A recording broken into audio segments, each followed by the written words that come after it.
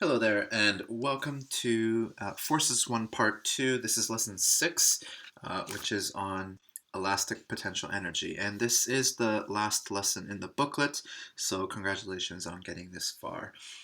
This lesson is going to be quite maths heavy, so you will need your calculator for this one. And so right when we get started, we are going to get started with a knowledge check. So 8 questions. Go ahead and pause the video and solve those 8 right now.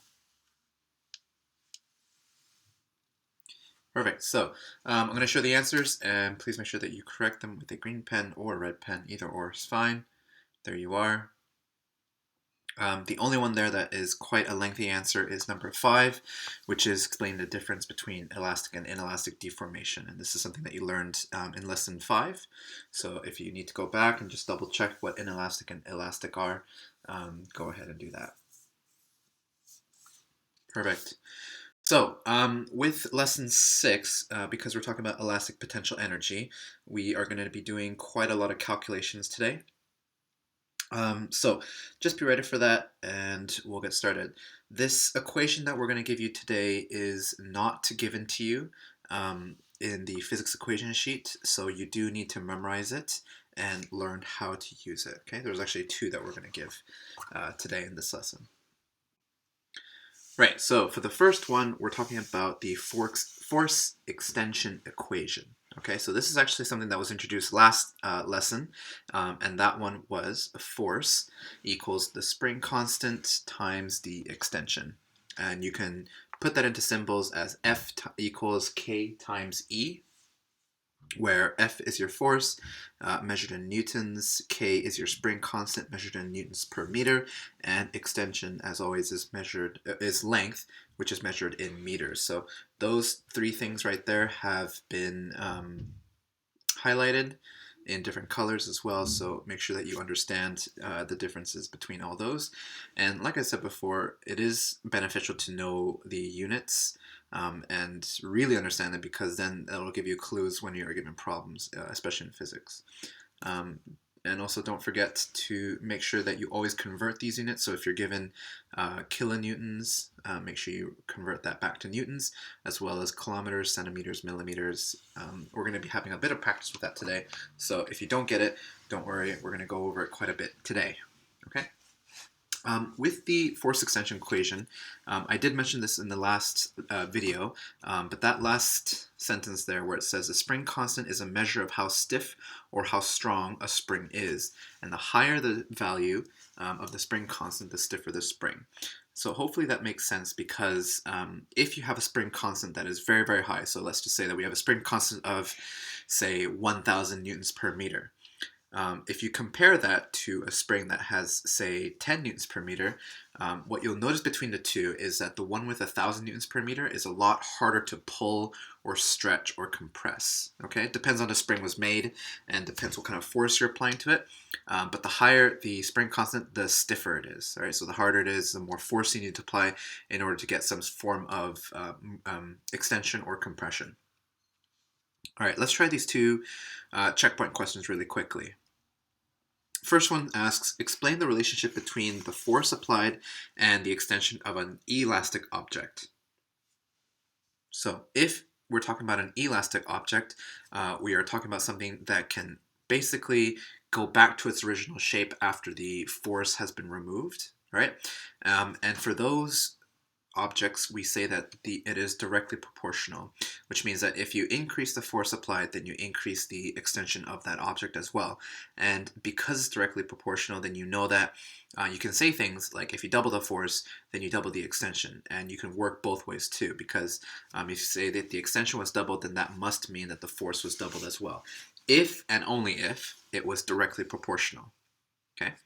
The next one asks, explain what is meant by elastic deformation. So I kind of just already explained that to you, and that is that the object will return to original shape when the deforming force, or whatever force that you're applying to it, is removed. Okay, so moving along here.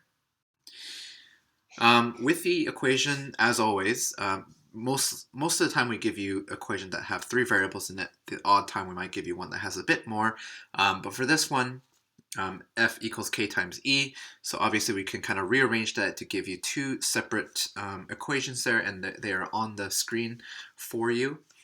So you have K equals F divided by E, and E equals F divided by K. So those are your three equations. I've also listed the triangle on there if you feel like the triangle helps you more than memorizing one and then rearranging them. But like I say, as always, it is much easier just to memorize one equation and rearranging that one equation as it is compared to memorizing that triangle. And you also have to memorize where do the symbols go in that triangle. Okay? Right, moving on to some practice questions with this equation. So, follow along here. I might ask you at some times to go ahead and do this by yourself, but if not, I'll work through it with you. Okay, so if you're feeling confident, you can pause the video and try these questions out before I give you out the answers, but if not, I'm just going to go straight ahead. So, with number one, very straightforward. What force would be needed to extend a spring with the spring constant K equals 5 and 0.3 meters? So, if you see my previous video, you know that anytime you're met with a physics problem like this where you're supposed to do calculations, is highlight or underline all the words, or sorry, all the numbers that are given to you. And every number should be given some form of units. The first one, K equals 5, I mean, they did that one right for you, right? So the spring constant is 5, so K equals 5. And 0.3 meters, meters is a measurement of length, so that will be your extension, all right? And since the question is asking what force would be needed, you want your equation to start with F equals. And you should be able to recall the next part of that equation, which is K times E. And the only difficult part, okay, is substituting the numbers. All right, so K equals 5 and E equals 0.3, so there you go. And when you multiply them together, you get 1.5. And remember that force is measured in newtons. Don't ever forget the units as that as well. Okay. All right, I want you to try number 2A by yourself. I'm going to get you started here because I'm going to tell you that you have your numbers right here. So you have 10 newtons per kilogram and you have 4 newtons. Okay, that's actually a typo because it says it's a spring constant. It should be 10 newtons per meter. All right, so not that it matters, you're still using the same number, just the units are different. Okay, so it's asking what will be the extension if the applied load, right, or the force is 4 newtons. So 2A, go ahead, pick the equation that you want. It should start with E equals, okay, and I'll get you to pause the video right now. All right, so hopefully you came to the same equation that I did, which was E equals F divided by K. All right, and then obviously you just have to replace the number. So your force was 4 and your spring constant was 10. So you have 4 divided by 10, and that should give you extension of 0.4 meters. All right. All right, so 2B is actually a two-part question where you have to use two equations at once. So you still have the same spring constant, you still have 10, but now what they give you in information was you have a weight that is 0.75 kilograms.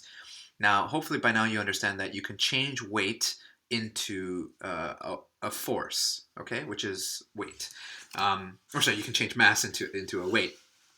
And they give you in the hint that weight equals mass times g, and g equals 10. So really what you have to do, write out the equation. So W equals m times g. There's your equation right there. And substitute in the numbers 0.75 and 10, and you'll get 0.75. And I've forgotten to put the units there, but it's 7.5 newtons, right? So capital N. So now you have a new force that's applied. Instead of 4, now it's 7.5. And you have the same numbers. You have 10 newtons per meter as your spring constant. So there's your equation that you're working with, E equals F divided by K. Your force, 7.5 divided by 10. And if you punch that in your calculator, you get 0.75 meters as your extension. Okay. All right, number 3, A and B are a little bit tricky, but I want you to pause the video, see if you can solve A and B. I'll give you about 2 to 3 minutes because I know A shouldn't take you that long. It's B that is a little bit more of a problem. But if you've got the numbers figured out, go ahead and do that and pause the video. Right. So let's read out the question. A car has a weight of 24,000 newtons, which is distributed equally over all four wheels. Each wheel has a spring of spring constant 400 newtons per centimeter. And 3a says determine the force through the spring on each wheel. All right.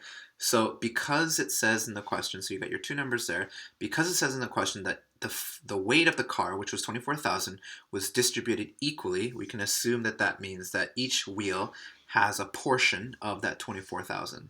Okay, and it was distributed equally, so all we have to do is 24,000 divided by 4, by the four wheels that we were talking about.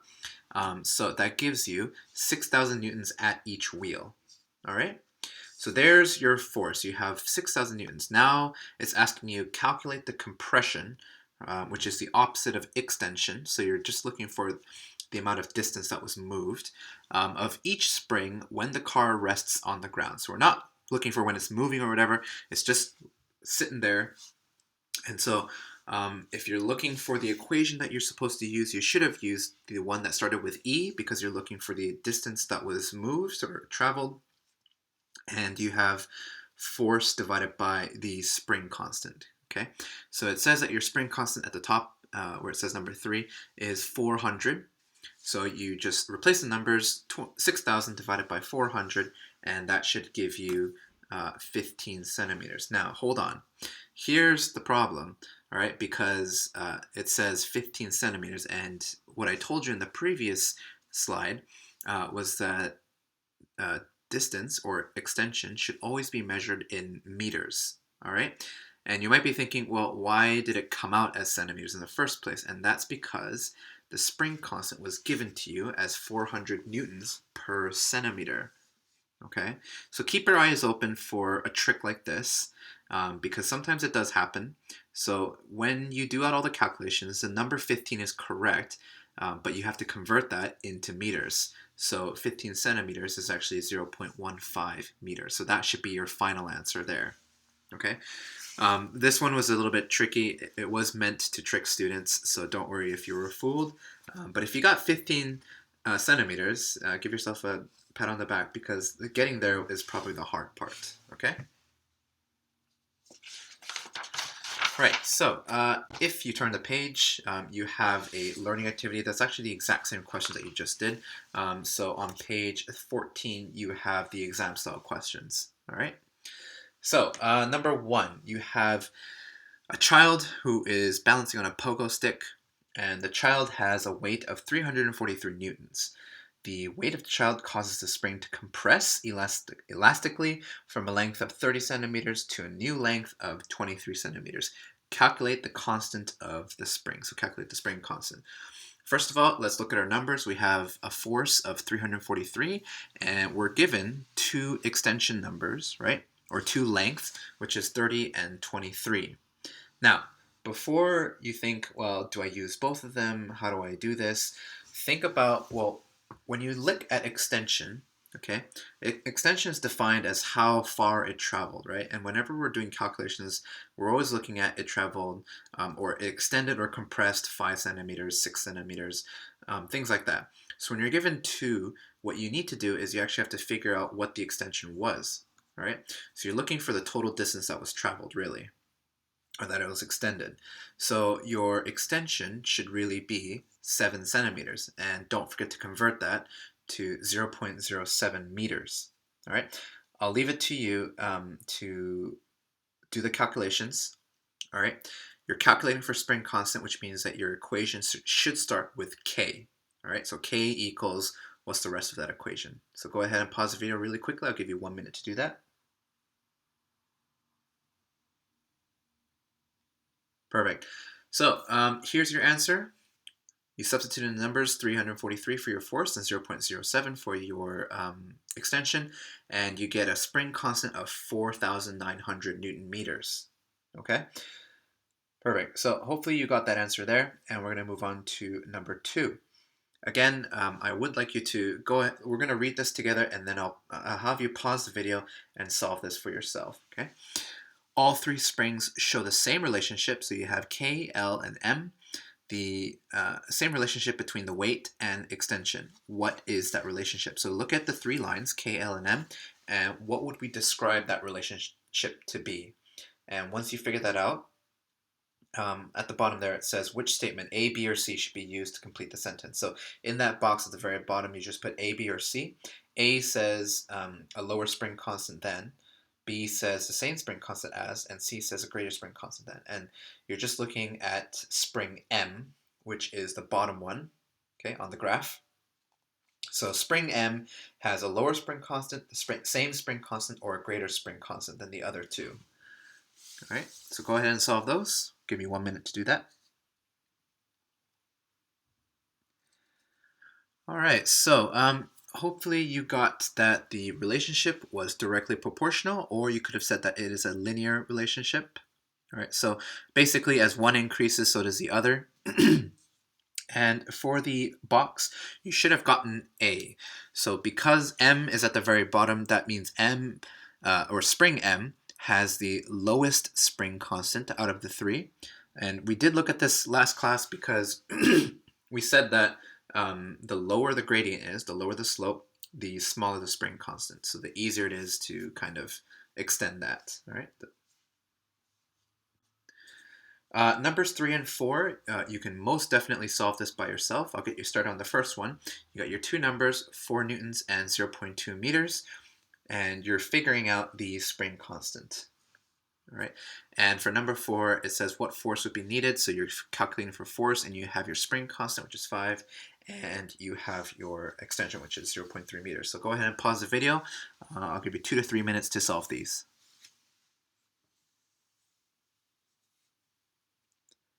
Perfect. First one, your equation should start with K because you're solving for the spring constant. So K equals F divided by E. Replace the numbers, you get 4 divided by 0.2, which gives you an answer of 20 newtons per meter. So all the numbers were in the correct unit, so you didn't need to do any conversions. Number 4, what force would be needed when you have a spring constant of 5 and an extension of 0.3 meters? Your equation should start with F because it's asking for force, so F equals, and the rest of that is K times E. And you replace the numbers, you get 1.5 newtons. This is actually the exact same question from the first one that we did in this lesson, okay? On the next page, number 5, it says, if we hung two identical springs in parallel, would this make the overall spring constant greater or less? Draw a diagram. So you don't actually need to know this one because this is close to A-level physics, but it does help to kind of relate this to things that you've already learned about. So on the screen here, I've put on two diagrams. One of the diagrams is two springs in parallel and two springs in series. And the correct one is the one on the right, all right, because they are parallel to each other. And the answer to this is that the force, or the weight, is distributed between two springs instead of one. So you actually would add up both spring constants, and the final spring constant would be actually much greater. So if you did hang two identical springs in parallel, it would make your overall spring constant greater. All right. You don't necessarily need to know that specific piece of information, but if you look back to things that you learned about in electricity, which is another part of physics, you know that when you have, say, for example, current, what happens to current in a parallel circuit or current in a series circuit, and it follows the same principle. You either add them all up or you can divide them and things like that. So again, don't need to know that specific piece of information, but it would help to have that on there. And if you kind of visualize it in your own head, if you have two springs supporting one weight instead of one spring holding a weight, those two springs are actually going to require much less force, okay? Number 6, 7, and 8, I'm going to ask you to pause the video and solve these questions because they are pretty straightforward. They are all asking for the spring constant, which means that your equation should always start with K equals. Do be careful and make sure that you are converting numbers where it needs to be converted. All right, so go ahead, pause the video. 3 questions. I'll give you 5 minutes to do that. Number 6 is asking You have 0.1 meters as your extension and 5 newtons as your force. So there's your answer for that one. K equals F divided by E. You're going to be using that equation 2 more times, and you just have to replace the numbers, 5 and 0.1, and you get a spring constant of 50 newtons per meter. Number 7 says a spring extends 20 centimeters, and the force is 20 newtons this time. And you're using the exact same equation, but you have to convert the numbers before you go ahead and use it. So 20 centimeters is 0.2 meters. And after you converted that number, then you can use the same formula, K equals F divided by E, and you get a spring constant of 100 Newton per meter. For the last one, we are running into the same problem again where you're given two distances or two lengths.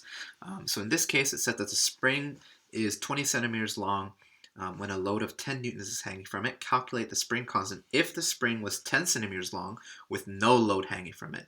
So the actual equation, and I wouldn't really call this equation, it's just more like common sense, is if you're looking for how much it extended, you're looking at, well, how long is it when you have the weight on it, and what was the original length? Okay, so in this case, it was 20 divided by 10 because it was 20 centimeters long when you had the weight on it, and 10 centimeters when you didn't have the weight on it. So 10 centimeters was your original, 20 centimeters was the extension, the total extension of your spring. And again, you do have to convert that 10 centimeters into 0.1 meters, and your load was 10 newtons. So that means when you use the same formula, K equals F divided by E, you have 10 divided by 0.1, which gives you the spring constant of 100 Newton per meters. All right. Now we get to a new formula that you hopefully have seen before when we were talking about energy. But this is just basically linking those two concepts together. So a force that stretches or compresses, either or, we're talking about springs, a force that stretches or compresses a spring does work, all right? And elastic potential energy is stored in that spring. So whenever you extend the spring or you compress a spring that can be compressed, you are doing work on it. And what you're doing is you're converting or you're transferring your energy into that spring. And it becomes elastic potential energy, which means that it has that energy. And if you let go of it, it's going to spring back and it might whip around the room, whatever, like that. Provided that the spring is not inelastically deformed. So if you stretch a spring and it's able to revert back to its original shape, then we say that the work done on the spring and the elastic potential energy stored are actually equal. And so what you can do is you can actually use that together to make up this equation here. And I'm going to explain on the next slide how you actually get this equation from the graphs that we've drawn. So you have elastic potential energy equals 0.5 or 1/2 times the spring constant times extension squared. All right. Don't forget that elastic potential energy, or just energy in general, is measured in joules. All right, and that's kind of why we can use work and energy side by side, because work is defined as the amount of energy that's been transferred from one store to another store. So if you're pushing a box around, you're basically moving your kinetic energy into the kinetic energy of the box, right? Or if you lift a box, then you are converting or transferring, kinetic energy into gravitational potential energy. So work just means that there's some transference of energy stores. And in this case, elastic potential energy can be seen as that store, all right? So the 2 checkpoint question asks what type of energy is stored in a spring when it is stretched? And that obviously is elastic potential, which we just mentioned. And what can extension be replaced with in the equation for spring force? Now, this is kind of a tricky question because I don't really understand what it was trying to ask, but I can only assume that it means that you can replace extension with compression, which is just the opposite of extension. So if you have if you have a spring that's not all locked in together, but is kind of spread out, and you can press that spring in, kind of like your bed springs, all right, then you're acting with compression. All right, so it's going to get a little bit tricky here, so make sure you're following along. You can make these notes on your student's notes page at the back of this lesson, because I know that you don't have a lot of room on page 15 right now. So I'm just going to have a simple chart like this. You don't need to draw all 3 lines, but I do want you to copy, like very, very roughly, just draw your x and y axis and draw a line going across. It must be linear though. Okay? It has to be a straight line, cannot be curved. Now I'm going to explain how you get that equation or energy equals 1/2 times k times E squared. All right. So we're going to be looking at this specific line right here. And if you remember from previous lesson, you know that you can highlight the area under that line, and that actually represents the energy stored in a spring. Okay, so let's start off with looking at this triangle. The axis on your x, right? So your x-axis is your weight in newtons. So we call that your force, right? When we're looking at your equation, and your y-axis says extension. All right, so that would be your E. So far, hopefully, this is making sense. Okay, so your x is force, and your y is extension. Now, if you think about an area of a triangle, right? Hopefully, you remember what an area of a triangle formula is, and that is it's 1/2 times your base times height. Okay. What you can do in this specific scenario, all right, so take a look at the triangle. Your force, right, that F is where the B should be for base, and the E is where the H should be. So you can actually replace your base and your height letters with F and E, which means that you can get area of a triangle equals 1/2 F times E. Now, if you're still confused, don't even think about, what these letters represent yet, but if I said, what is the area of this triangle, right? And I called that lower part F and the height E, it's basically the same thing. It's still base times height. It's just I've renamed them into F and E. Still the same formula. It's just specific to this triangle. All right. And I'm just going to repeat what I said before. In the previous lesson, we talked about how the area under the line here is actually the energy that's stored in a spring, okay? And so when we calculate the area of this triangle, all right, we can actually say that that area is the energy that's stored, all right? So we're talking about this triangle right here, and we can say that that is the energy. So the area under the line, okay, which is a triangle, that area is actually the energy that's stored in the spring. So that's where we get E lowercase e, all right? So that's elastic energy, potential energy, equals 1/2 F times E. Now, it doesn't necessarily look like 1/2 times K times E squared yet, but we're going to get there. The next part that comes from this, okay, so we're going to push that to the side for now, and we're going to look at a completely different thing. We said that the first equation that we worked with was F equals K times E, right? We call this Hooke's law from the previous lesson. So F equals K times E. And what we're going to do is we're going to take this equation and we're going to substitute it into the triangle area formula that we just had. So E, elastic potential energy, equals 1/2 F times E. So looking at that formula, I've highlighted the F because that's what we're going to change.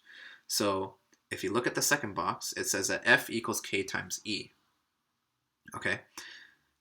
Now, what you do is you basically just take that K and E, all right, and you substitute it where that F is in the elastic potential energy formula. So what it becomes now is elastic potential energy equals 1/2 times K times E times E, all right? Because F equals K times E. So what you're doing is you're just replacing it in, all right? When you get rid of those brackets, all right, what you actually get is you get 1/2 times K times E times E. And if you do E times E, then you get E squared. So that's how you actually get your elastic potential energy formula. Hopefully you kind of kept along here and made all these notes. It does help to use different colors because most of the time I will lose students where you substitute in that F equals K times E. Because that's kind of how we generate new formulas, and that's kind of how scientists did it back then. You find out one formula that works and you know it's true, and you kind of substitute it in different places to see if you can figure out new formulas, and that's how we got the elastic potential energy formula. All right, because F equals K times E is only specific to springs. All right, and since springs only generate elastic energy, that's how we get the elastic potential energy. So we're going to move on to page 16 now, where there are tons of practice. You have questions 1 to 8, and it continues on the back. So we are almost done, but what I'm going to do for you is I'm going to answer question 1 with you, and then the rest of it should actually be pretty straightforward, and I'm going to ask you to solve the rest of it on your own. So let's do number 1 together, because this one's a little bit tricky. Number 1 says, calculate the spring constant for this spring. So it gives you a graph. The graph has your extension, it has your force as well. All right. So what we're going to do is we're going to look at a specific point on this graph. And when you're looking at a graph, the only way that you can figure out your spring constant is figuring out the gradient or the slope. And you might remember that your slope or your gradient can be measured by looking at your difference in y and your difference in x. All right, and the way I kind of learned it when I was in school was rise over run. All right, so how far does it rise and how far does it go over? So in this scenario, I'm going to look specifically at this triangle right here. All right, so specifically, if you look at 40 newtons of force, if you go straight up from 40 newtons to the line, it should hit right at that cross where there is 200 millimeters of extension. Okay, so your rise in this case would be 200 because it goes up 200 millimeters, and the run, right, or how far it goes over, is 40 newtons. So if you put that in your calculator, 200 divided by 40, you get 5. And you can actually do this with 2 different numbers. So for instance, if you look at 100 newtons and you go straight up from 100 newtons, that line should hit 500 millimeters. So your rise at that point would be 500 and your run would be 100. So you'd actually do 500 divided by 100, which gives you 5. So no matter where you do it, it should still give you a spring constant of 5. As long as you don't choose any abnormal spot, right? Like don't do 45 newtons. Try to pick a point where that line fits perfectly into the grid, okay? So that you have 2 nice clean numbers, round numbers that you can work off of. And 99% of the time on GCSEs, they won't give you a question where it's impossible to figure out exact numbers. All right, numbers 2, 3, and 4 on this slide, I'm going to ask you to solve by yourself. Remember that you're now using a new formula, which is E equals half K times E squared. So I'll show number 2 for you, and then hopefully you can figure out the rest by yourselves. So calculate the elastic potential energy stored in the spring when the extension was 200 millimeters. So again, make sure you change that to meters. All right. And you have a spring constant. So number 1 and 2 are working off the same problem here. You have a spring constant of 5, and you have your extension of 0.2 meters. And now you're just figuring out elastic potential energy. So your formula should start off with energy, which is E equals 1/2 times K times E squared. And you just substitute in the numbers, and you should get 0.1 joules. All right. If you don't know how to use your squared function on your calculator, you can do the exact same thing by pressing in 0.5 times 5 times 0.2 times 0.2. Okay, and you should get 0.1 still. And most of the time I will suggest that to most students because sometimes using the square button you might accidentally press a different button and you get a wrong answer. So just because your calculator spits out a number for you does not necessarily mean that you did it right. All right, the calculator does its job, but if you input the wrong job, then you might get the wrong answer. So just make sure that you are extra careful with that and carry on with numbers 3 and 4 on this page. If you're done with that, then we'll move on to 5, 6, 7, and 8, and you can go ahead and do that.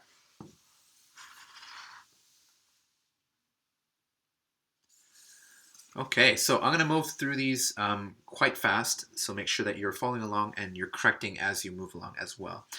So an apple of mass 0.1 kilograms is suspended from a vertical spring with a spring constant of 9.6 newtons per meters. how much elastic potential energy is stored in the spring if the apple stretches the spring 20.4 centimeters. So there's your three numbers. All right. Let's convert some numbers because not everything is in SI units. 0.1 kilograms, that's fine. We measure things in kilograms. Spring constant, newtons per meters, that's fine. 20.4 centimeters, that's not fine. We need to change that to meters, which gives you 0.204 meters. All right. And it's asking how much elastic potential energy. So it should start off with the equation E equals half KE squared. Just replace the numbers and you will get 0.1998. And if you're thinking to yourself, well, wait, I didn't use that 0.1 kilograms. Fair enough. It's a trick question. Just because they give you a number does not necessarily mean that you have to use it. Judging by this, they gave it to you so that it would trick you up.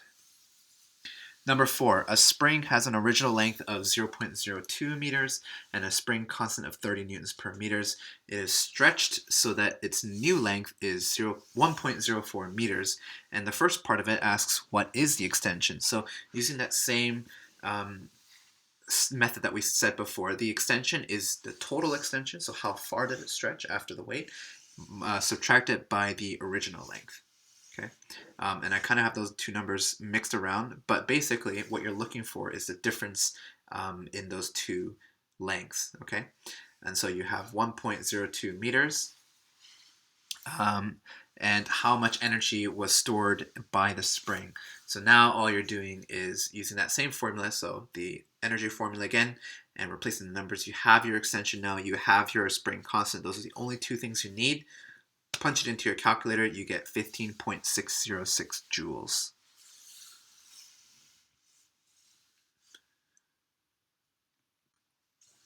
At this point, if you didn't do 5, 6, 7, and 8, go ahead and pause the video again and solve 5, 6, 7, and 8 for yourselves. They are all very straightforward, all use the same equation, so that should help you out massively.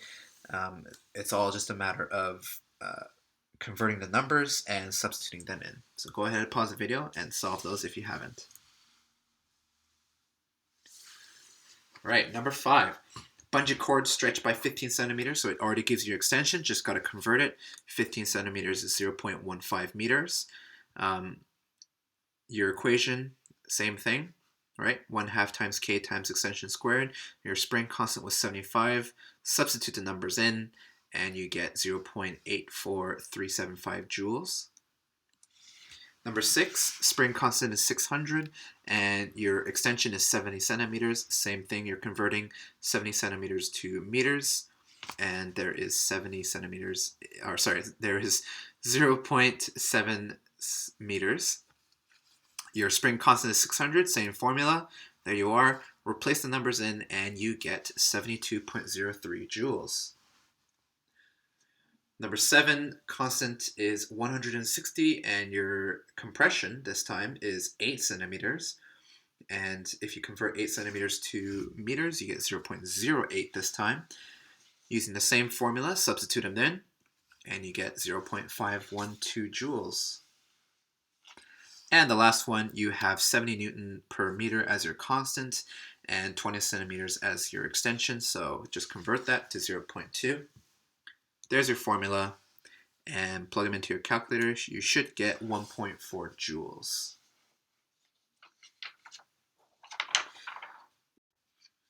Number 9 and 10 are both, 9, 10, 11, and 12 are all kind of concept questions. And if you would like to pause the video and solve those, go ahead and do that. Just make sure that you're reading the question carefully and you're not answering the wrong part. Number 9 is asking, a student used a spring, a set of weights, and a ruler to investigate how the extension of a spring depended on the weight hanging from the spring. Seems pretty simple. This is what you did in the previous lesson. Before starting the investigation, the student wrote down the following prediction. So he made a hypothesis. The extension of the spring will be directly proportional to the weight hanging from the spring. Sounds pretty familiar. The student's data is shown plotted as a graph. Does the data in the graph support the student's prediction? So if you look at the graph, all right, look at where the line is, look at where the line intersects, all right, so you have weight in 1, 2, 3, 4, 5, and 6, And it's asking you, basically, is the extension directly proportional to the weight? So you have your extension on your y, your weight on your x. And the answer to this is yes, he was correct.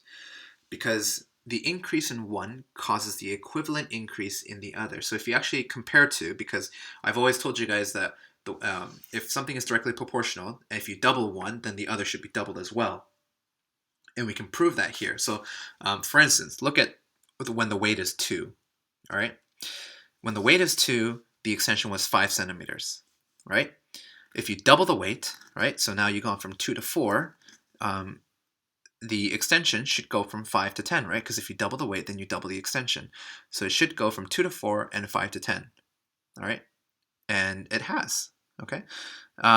And that just means that you've proven that, yes, the extension of the spring is directly proportional to the weight hanging from that spring. So there you go. Number 10 asks, describe one technique that you could have used to improve the accuracy of measurements taken by the student.